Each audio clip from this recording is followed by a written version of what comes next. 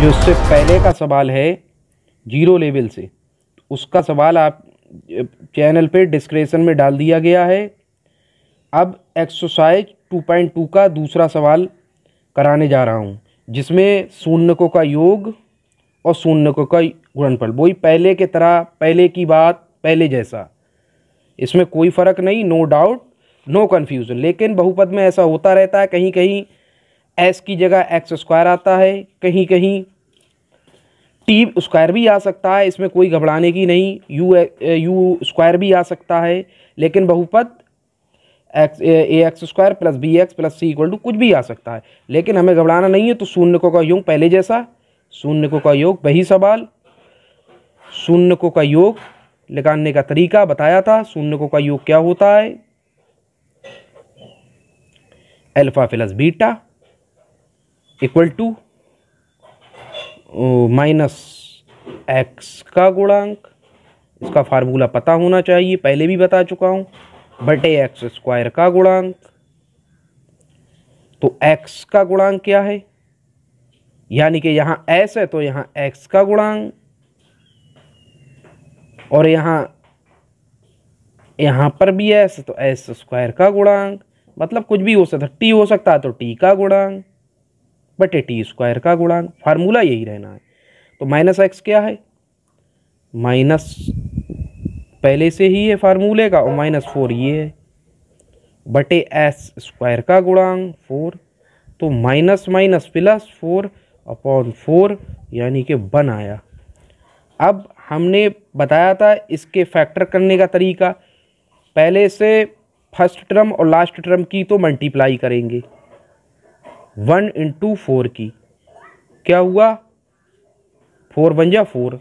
अब ये देखेंगे कि -4 आना चाहिए, तो क्या करें ताकि -4 आ जाए, तो 2 2 दूनी 4, तो 2 × 2 यानी कि 2 2 इसके बन जाएंगे, यानी कि 4x स्क्वायर -2s यानी कि गुणा में 4 भी आ गए और हमारे प्लस में -4 भी आ गए, यानी कि 2 दूनी 4, फैक्टर भी बन गए और माइनस यहाँ पर भी हो गया +1। अब यहाँ क्या करेंगे, 2s कॉमन ले लेंगे, 2s कॉमन ले लेंगे, 2s कॉमन ले लेंगे तो क्या बचा 2s - 1। यहाँ पर क्या लेंगे, -1 कॉमन ले लेंगे, तो यहाँ पर भी आया 2s - 1, तो ये सेम हो गया, तो इसलिए मैं यहाँ लिख दे रहा हूँ नीचे 2s - 1 और ये हुआ 2s - 1, 2s - 1। अब 2s - 1 बराबर 0 अगर इसके बराबर रखेंगे तो s बराबर मैं डायरेक्ट कर दे रहा हूँ, x बराबर 1/2। ये बता रहा हूँ, ये 1/2 कैसे करके आया वो बता रहा हूँ। अगर हम रखेंगे 2s - 1 = 0 तो 2s = +1, तो s = +½ इसलिए ये मैंने दोनों के 1/2, 1/2 आ गए, ठीक है। तो अगर हम इसको जोड़ के देखेंगे,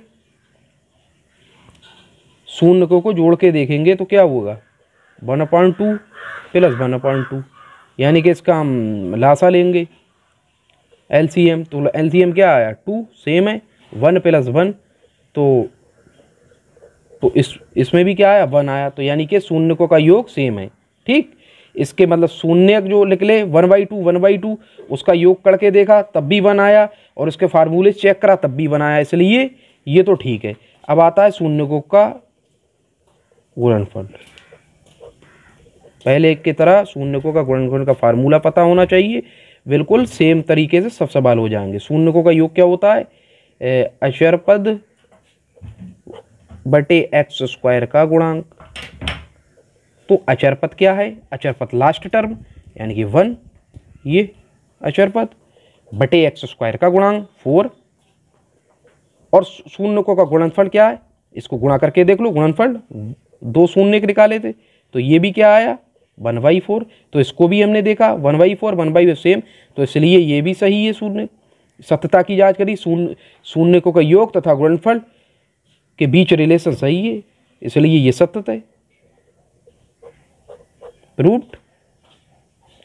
नेक्स्ट क्वेश्चन थर्ड वाला, एक्सरसाइज 2.2 का थर्ड क्वेश्चन देख लो, ये भी ऐसा ही है। मैं थर्ड नहीं, थर्ड सेम है, मैं फोर्थ बता रहा हूँ क्योंकि आप यही कर लेंगे शून्य को का योग। फोर्थ में थोड़ा मिस है, एक टर्म मिस है लास्ट वाला, इसलिए इसे ध्यान से देखना है मेरे दोस्तों, कहीं इसमें भूल ना हो जाए। इस प्रकार के प्रश्न आते हैं, बच्चे कहीं कहीं कंफ्यूज हो जाते हैं, लेकिन ये बहुत ही वेरी सिंपल क्वेश्चन है। तो इसमें भी क्या होता है, पहले हम इसके फैक्टर करेंगे।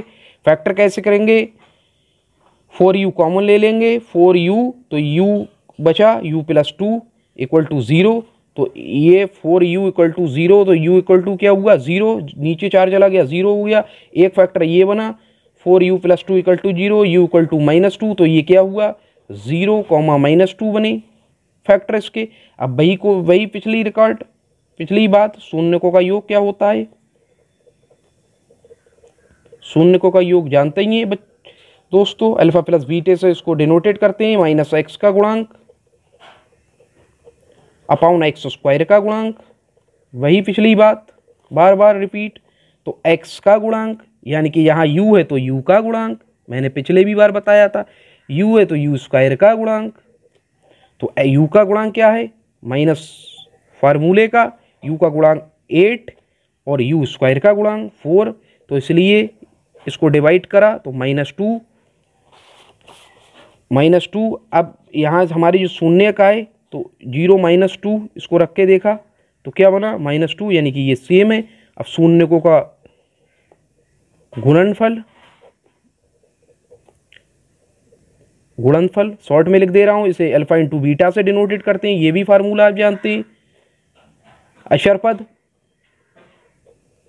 बटे x² का गुणांक, ये ध्यान से देखना है, इसमें अचरपद तो कहीं है नहीं, लास्ट टर्म इसमें अचरपद नहीं है, तो इसलिए जब अचरपद नहीं है तो उसको 0 माना जाता है, जब है ही नहीं तो उसको क्या लिखा जाए 0, और x² u² का गुणांक 4, तो जब डिवाइड करेंगे तो 0, तो इसलिए अगर हम 0 से -2 की इसकी इधर आ जाएं, इसके जो निकाले फैक्टर, तो ये भी 0, इसलिए ये भी क्वेश्चन सत्यता की जांच प्रूव्ड, ये भी हो गया।